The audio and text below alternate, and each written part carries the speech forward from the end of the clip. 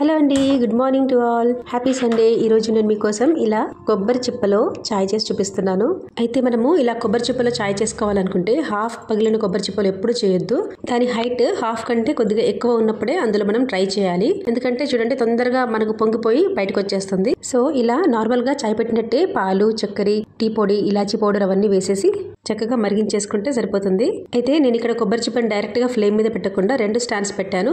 Flame మీద పెడితే direct గా కాలిపోతుంది కదా. సో ఈ విధంగా దీనికి ఏమి హోల్స్ లేకుండా జాగ్రత్తగా చూసుకుని ఇలా మనం ట్రై చేసుకుంటే సరదాగా ఏదైనా ఒక రోజు ఫన్నీగా ఉంటుంది. టేస్ట్ మాత్రం యాజ్ యూజువల్ నార్మల్ గానే ఉంటుంది. కాకపోతే కొబ్బరి చిప్పల చాయ్ కదా, అదేదో క్రేజ్ అనమాట, అంతే, అంతకంటే ఏమీ ఉండదు. అలాగే మట్టి కుండలో చాయ్ కూడా చాలా బాగుంటుంది. వెదర్ చల్లగా ఉన్నప్పుడు ఇలా మట్టి కుండలో చాయ్ తాగితే ఆ వేడి చేతులకి తగిలి చాలా రిలాక్స్ గా అనిపిస్తుంది. సో ఎప్పుడైనా ఒకసారి ఇలా ఫన్నీగా ట్రై చేయండి. ఇలాంటి చాయ్ తాగితే ఏమైనా హెల్త్ బెనిఫిట్స్ ఉంటాయో లేదో ఒకసారి కామెంట్ లో చెప్పండి.